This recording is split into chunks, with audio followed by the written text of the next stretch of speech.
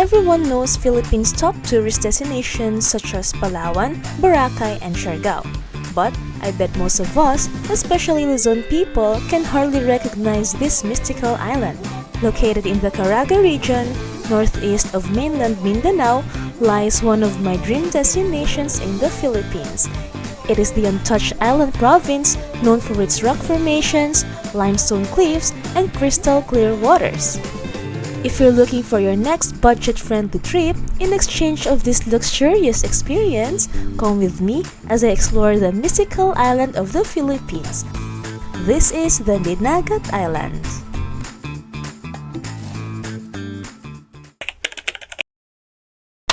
The Dinagat Islands is located in the north of Mindanao and east of the Surigao Strait. If you're coming from Naiya, the most accessible way is to book a flight to Butuan since there are regular flights here and then ride a bus going to Surigao City. Another way is from Naiya directly to Surigao Airport, but the flights are limited and through connecting flights only. Then, book a ride going to Surigao City Pier, and that's where you can ride boats going to San Jose Dinagat Island.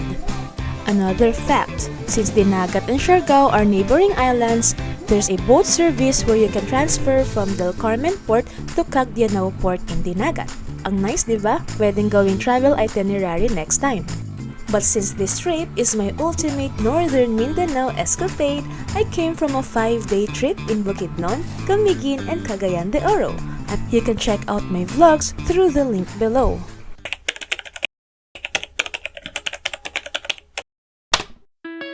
My journey starts in Cagayan de Oro City.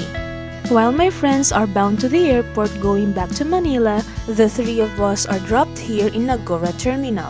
This is like their central terminal going to different parts of Visayas, Mindanao, and even Bicol region and Metro Manila. I'm surprised how the attendants are eager to help us load our baggages in the compartment, unaware of the fees. Bigyan daw yung nagkaka. Ano pala, inaabutan ko siya ng pera. Ay, thank you Lord. Ang ganda nung bus namin. Nakasakay na kami sa bus. Ito ay parang non-stop bus. Bale, 575 yung ticket. Pero hanggang Butuan lang siya. Sabi kasi 8 PM pa yung bus na diretsong Surigao. Hindi namin pwede hintayin yun. So, ito na sakit namin, pero okay lang kasi sa Butuan naman daw ay 24 hours yung biyahe papuntang Surigao. Ano siya, parang point-to-point bus na na-incline yung chairs, malamig, and decent naman. Ang gloomy pa rin ng weather. Di ko alam kung ano na rin yung mga pinapasok ko sa buhay. 10 hours travel, puntang Dinagat after a 5-day travel. Parang wala akong ginawa sa buhay ko kundi lumawas-luwas.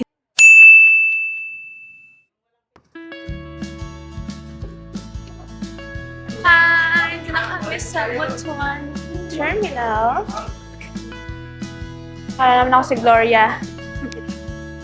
And after 4.5 hours ng biyahe, parking na kami dito. Cool lang, chill lang biyahe, di ba? So from here, sakay ulit kami, hopefully ng bus papunta ng Surigao. Pero, sabi, sa ibang terminal pa daw yung bus. Di kaya pwede mag-van kasi lalo namin dala. Nahatid daw kami ni Kuya sa terminal, so kinuha niya yung bag namin kahit mabigat. Alam ko na yung sabihin na to. Bibigay na naman kami. Okay, so sasakay kami ng Baw-Baw. Punta kaming terminal, Surigao. Okay. So ito na pala sa likod namin yung Robinsons Butuan. So katabi lang niya yung terminal. Unsa? Una. O isa? Una. Pag pusa, isa. Diba? Ito na lang yung dalawa. Mukha. Kailangan ko ng pag-aralan yung number system. Yeah. Yan, ang bayad daw namin ay 50 pesos ang isa. Since we're 5, we paid 250 pesos plus 50 pesos na carga fee. I guess that's the culture here. And we're here na sa Butuan City Bus Terminal. Home of the Balangay. Balangay? Ano oras na? 9:53. 9:53. So, almost 10 p.m. na, pero ang buhay pa rin ng city nila. Diba? Or dahil Considerably. holiday. Hindi, dahil terminal. Yung lahat ng dinaanan natin, parang may Bagay. buhay pa yung mga, Holiday, pero yan, mga restaurants. Or na daw mamasahe. Boulevard na. Okay. 10:30 pala. Pero Tagal pa. makakarating daw tayo before ng Iwan na natin gamit. Okay. Kaya ba yung gamit? kaya daw yun. Okay, so sakay kami ng UV Express. 30 minutes. Since we're all tourists here, we're still clueless about the best options to travel. So, when we found this commuter van bound to Surigao City, they convinced us that they can accommodate us for 400 pesos each despite our baggages. And then we're ready to go. We're confident to choose this since we have a fluent Bisaya represent and they're all friendly to us. But still, we were charged big time, which I'll explain later. Hello. Tagalog po. Ay, Tagalog. Okay lang. Galing kaming Bulacan. Bulacan. Po? Bulacan. Talaga? Iya. Taga Bulacan si Kuya. May kawayan. Wow, may kababayan kami dito. Ba't po kayo napadpad dito? Nag-asawa ka dito, no? Nag-asawa yun eh. Yeah. Mga asawang yan. Dami, nakakaalam sila ng asawa dito. No? Since 10:30 pa yung biyahe, pumunta kami sa terminal. Mag-snack daw sila. Ayan, so dito talaga yung biyaheng pa Surigao. At Las Nieves, Manganoy. Pa-Dunkin party ulit. Parang lahat ng flavors titikman ko na sa Mindanao. Hindi kami nakabili dito kasi wala yung staff.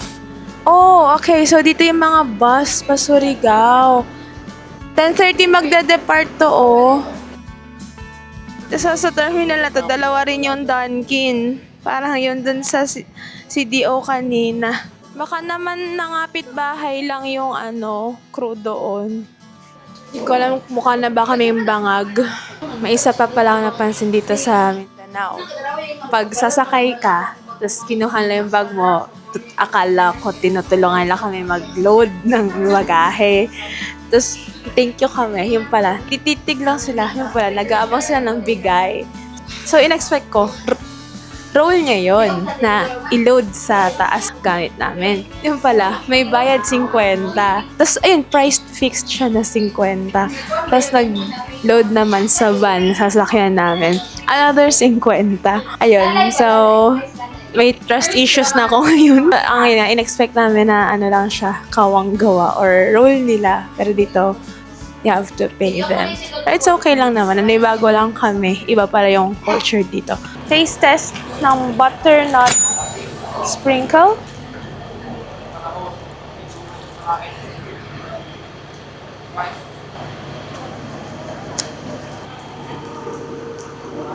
Wala lasa. Wala. Wala na lasa.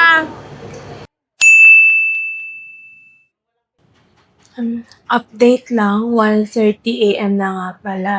Nakarating kami dito ng 1 AM sakto. So, 3 hours kami bumiyahe. So, this boulevard dito sa side na to.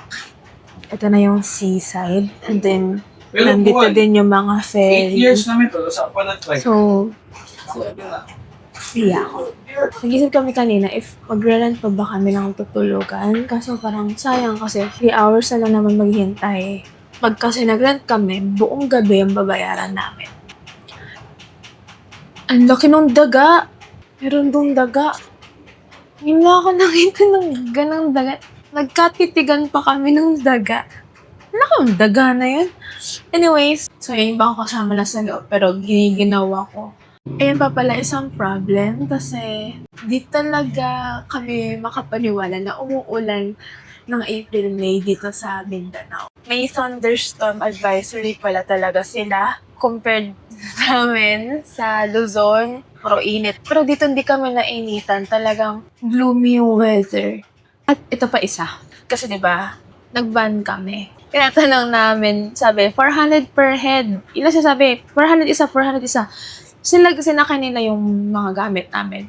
Tapos, Kaya may nung sumakay na kami, siningil kami ng another 800 kasi 2 tao daw na-occupy ng mga gamit namin. Sabi ko, hala kuya, ba't di nyo naman sinabi sa amin na gano'n? Kasi ang sabi nyo lang, basta 400 ang isa. So sabi, ma'am, gano'n talaga. So, syempre, nagsabi pa rin ako. Pero yung reaction nila talaga nila, parang they knew that nag-questionin namin, na di talaga nila sinabi. So, pinalampas na lang namin. So, nagbayad kami ng another 800. Pero, nagkaka-trust issues na talaga ako dito sa Mindanao. Simula pa lang sa pagtulong sa amin magbuhat ng gamit, yung pala may bayad. Nakasakay na pala kami dito sa Fast Craft. Sobrang bangag na namin. Akala ko maraming puro lokal, pero marami parang tourist, parang may mga joiners. Ayun, so struggle is real lang talaga sa bigat ng mga dala namin. May free kaming burger from Macy.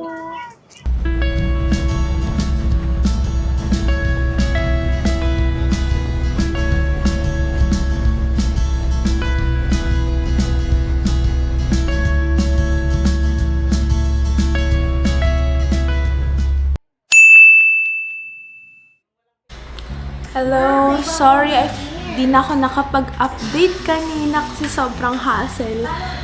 So, bumaba kami ng port, tapos sinundo na kami ng tours namin. Yung mga homestay din pala dito, very simple lang din.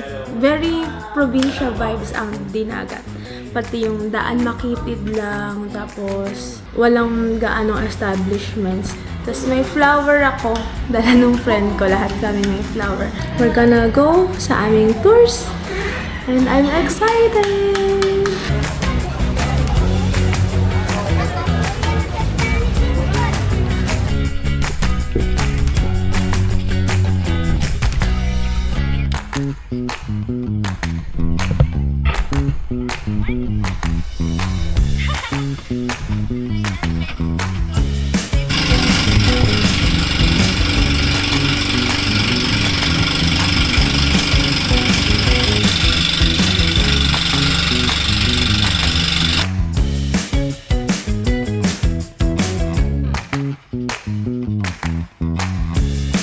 Wow, it's so nice here.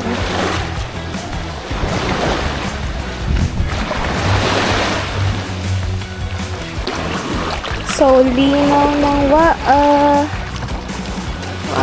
it's so nice here.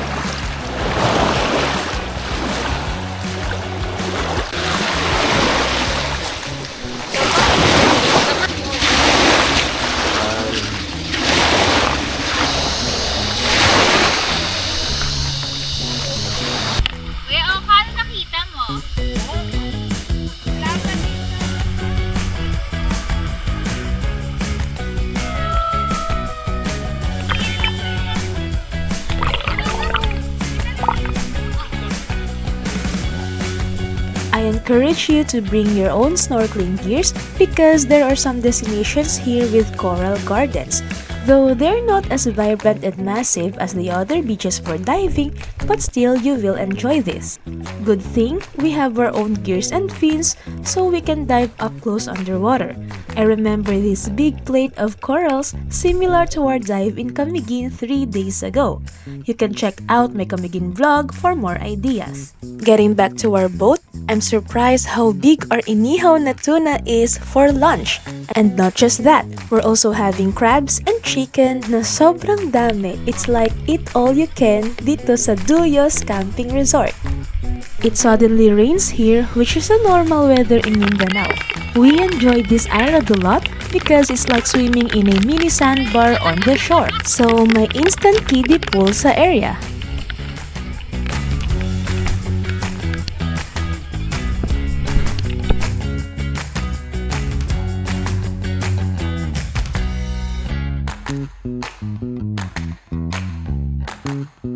Oo naman eh. Parang tao. O, tapat natin kay Grape. Kasi ulo. Ayaw. Hindi, huwag kang gumalaw. Huwag kang gumalaw. Since we're so hungry, we ate a lot here, plus seafood is a bit expensive in our area.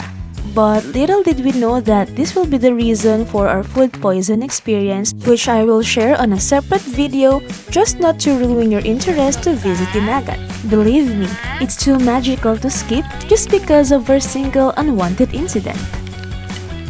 Finally, our last destination is Pagkawasan Resort. We're spending most of our time here because of snorkeling activity, limestone formations, view deck, and swings. Indeed, this is the best island to wrap up today's island hopping.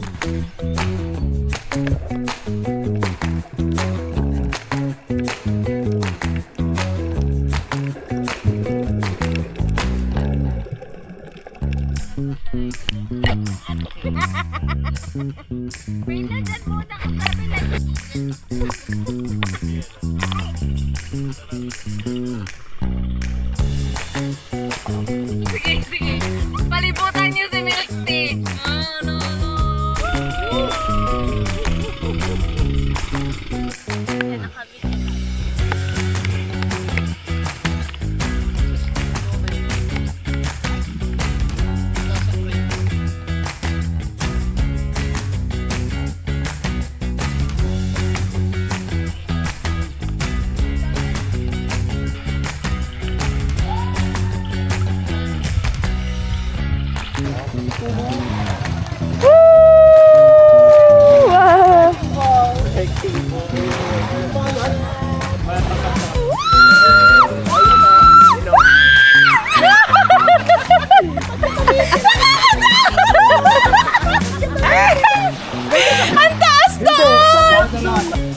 This is the entry of my wrestler friend Legendarius.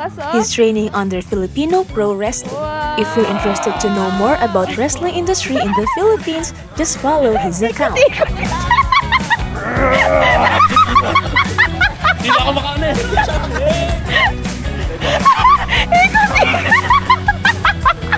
Gago na ilong.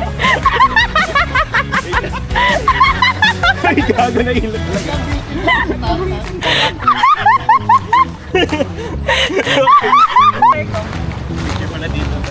Wow, cute!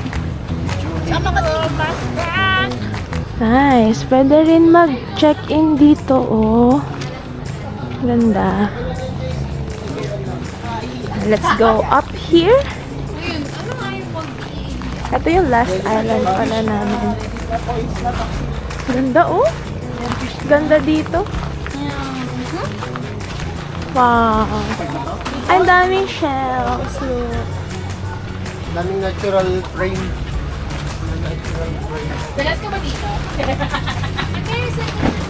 Ha? Wow.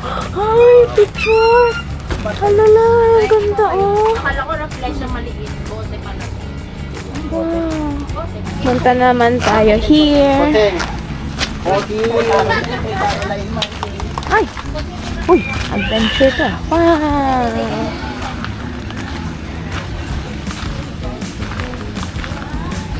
Wow! Ang ganda-ganda sa Dinagat Island!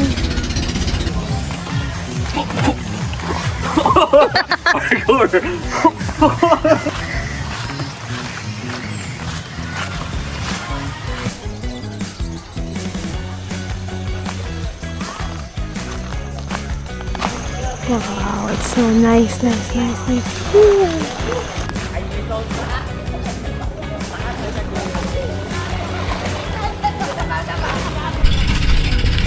It's been a long day. It's now time to head back to the port and shop for some snacks and pasalubong.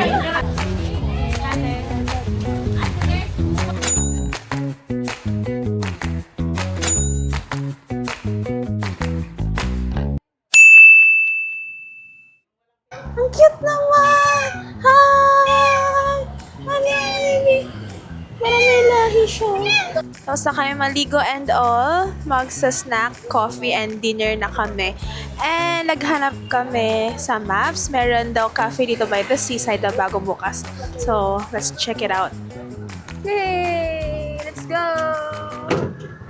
This week is San Jose's fiesta, so there are banderitas, parties, and gatherings on every street.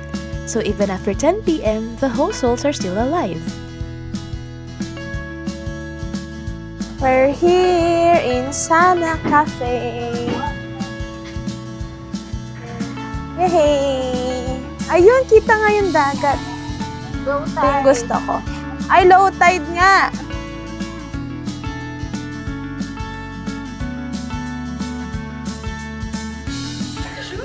Hello! Napanood ko siya sa YouTube, sa Dinagat. Ganda-ganda ni ate. Hintayin natin yung sunset. Pwede rin tayo magbasa ng books here. Performative female. Bumili akong hojicha. Kapag nag-guess nyo lahat, kung ano yung card ni Muti or walang naka-guess, walang point si Muti. Yummy! Diba? Sarap! So yung una is, yung unang scenario is, Hindi lang. This is honey cinnamon oat latte. Either Favorite ka ba? dapat hindi din sa may makakuha, hindi lahat.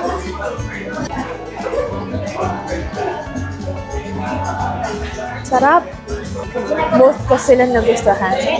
Yung nasa pricey side siya, pero walang tapon, sulit bayad. Madala na akong sarapan sa isang coffee shop, and I recommend this one. Sana Cafe, pakay dito. Ito yung card ni Macy's, ito. Tapos, merong other player na nag-vote na ito yung card ni Muti. May 1 point ka. Para siyang yung ano, may ganang game. Sa Jackbox. Jackbox, yes.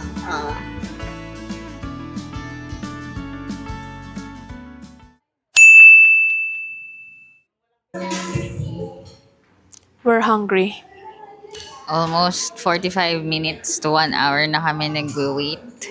Ang dami nang nagre-reklamo. And we're so hungry. And Please sing a song for us. sana i-serenade kami ni Koya. Look at him. And he's preparing. Siguro napansin nila ang dami ng init na customers. And look at my friends. Nakatulog na sila kahihintay. Aww. Cute ni Kuya. True. Ayun na! Woo! Nakakagwapo talaga pagka kumakanta tapos tumutugtog. We're hungry. We're hungry. We're still hungry. We're done eating and hindi ko na masyadong elaborate ang aming experience. Kasi sobrang gutom namin. 1 hour kami naghintay. Nung finalo up namin, hindi pa pala nabibigay daw yung order sa cook. My God! Kasi maski naman yung ibang table, ang tagal din na sa servan. Kaya dumating yung order na lipas na yung gutom namin and na bad trip kami. Ay nako, wala talagang perfect trip. We're back here sa Sana. Ito na lang yung nagpasaya sa amin. Ang ganda-ganda dito, tsaka ang sarap ng menu. Ito na lang kayo pumunta.